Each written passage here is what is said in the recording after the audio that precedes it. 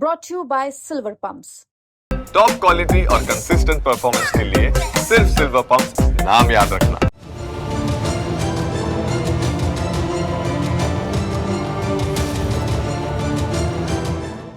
नमस्कार, मैं गौरव कुमार पांडे हाजिर हूं यूपी तक पर। जैसा कि आप सभी को पता है कि इन दिनों जो है स्कूल मर्जर को लेकर काफी बवाल मचा हुआ है। जी हां, विपक्ष ने सरकार को राइट टू एजुकेशन एक्ट 2009 का हवाला देकर घेरना शुरू कर दिया। क्या सपा, क्या कांग्रेस, क्या आम आदमी पार्टी, सब टूट पड़े हैं सरकार की ओर कि भैया इस फैसले से जो बच्चे हैं उनसे शिक्षा दूर हो जाएगी। इसी मुद्दे को लेकर समाजवादी पार्टी के सांसद राजीव राय ने एक लंबी चौड़ी चिट्ठी लिखी मुख्यमंत्री योगी आदित्यनाथ को, जिसमें उन्होंने कहा कि महोदय, आपको सादर अवगत कराना है कि जिन विद्यालयों को मर्ज करने की प्रक्रिया शुरू की गई है उन विद्यालयों में अधिकांशतः गरीब, शोषित, वंचित, पिछड़े एवं सुविधा विहीन तथा आर्थिक रूप से असक्षम बच्चे पढ़ते हैं। ऐसे में जहां सुदूर ग्रामीण अंचल में गरीब बच्चों हेतु प्रत्येक गांव में प्राथमिक एवं उच्च प्राथमिक विद्यालय ही शिक्षा ग्रहण करने का एकमात्र जरिया है, वहां 50 से कम नामांकन वाले विद्यालयों को मर्ज करने के नाम पर बंद करने से उस गांव के बच्चों को बिना साधन एवं संसाधन के अन्य विद्यालयों में जा पाना अत्यंत दुष्कर है।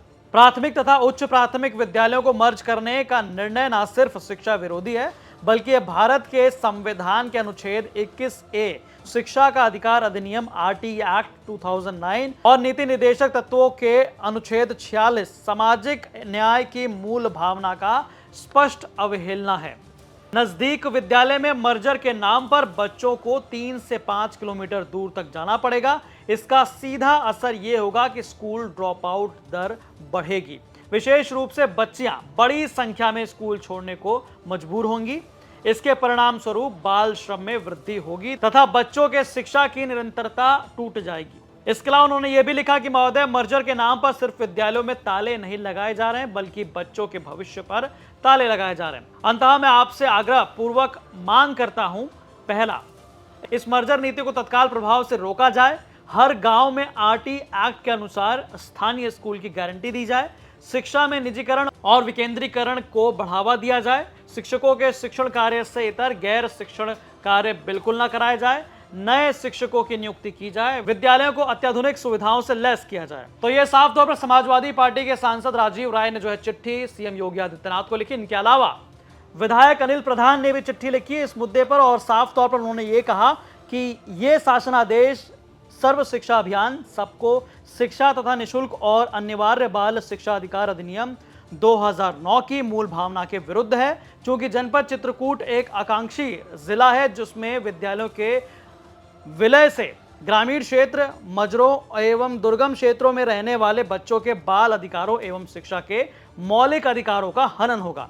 इसके साथ गांव मजरों के गरीब परिवारों के बच्चे शिक्षा से वंचित हो जाएंगे। अंततः महोदय, आपसे विनम्र अनुरोध है कि बेसिक शिक्षा परिषद के विद्यालयों का विलय संबंधी शासनादेश तत्काल वापस किया जाना जनहित में होगा।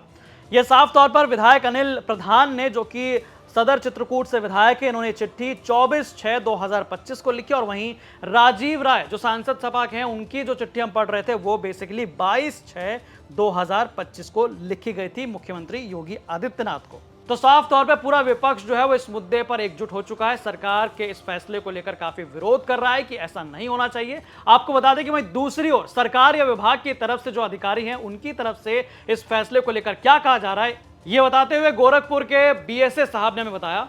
इसका मेन कारण ये है कि हमारे बच्चों को जो सुविधाएं, क्योंकि जहाँ पे शिक्षक कम है या बच्चे कम हैं, तो जहाँ पे बच्चे ज़्यादा होते हैं वहाँ पे एक पढ़ाई लिखाई का एनवायरनमेंट और क्रिएट होता है। शिक्षक अधिक होते हैं तो क्लास का आवंटन अधिक हो जाता है, क्योंकि सभी बच्चों को भारत सरकार की पॉलिसी है कि उनको निपुण बनाना है।